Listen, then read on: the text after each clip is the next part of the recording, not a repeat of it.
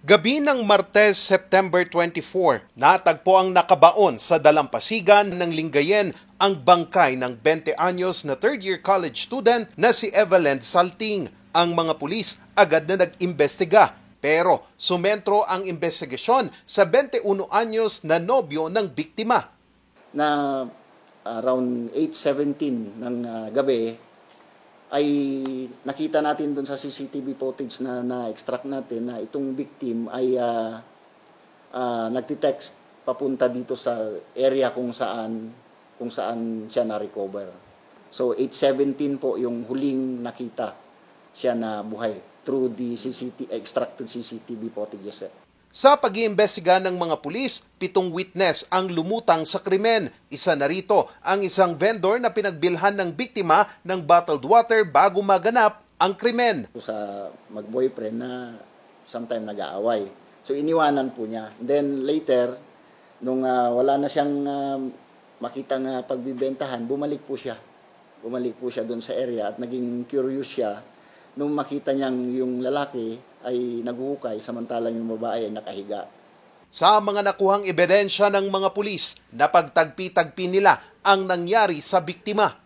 This is an isolated case. We could say that this is a crime of passion. No? May away ang dalawang batang may relasyon. We don't know in between kung ano po yung away nila. But all evidence points out that it's a crime of passion. Binigyang pugay naman ni Governor Ramon V. Gico III ang naging agarang aksyon ng PNP. We can say that napakabilis po. Although if-file pa lang yung kaso, I think it is within the day. Yes, sir. No?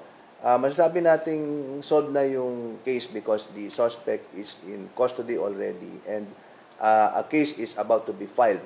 So I commend itong investigasyon at trinabaho po ng ating kapulisan, lalong-lalo na po dito sa bayan ng Lingayen.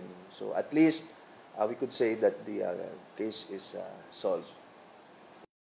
Tiniyak naman ng gobernador ang tulong sa pamilya ng biktima. Bagamat masasabing case solved na, hindi pa rin isinasara ng PNP ang posibilidad na mayroon pang kasama ang suspect na maharap sa kasong murder. Pinasalamatan naman ng Pangasinan State University si Governor Ramon V. Gico III sa pagtitiyak nito sa investigasyon hanggang sa pagkahuli ng suspect, katuwang ang Lingayen PNP at Pangasinan PPO.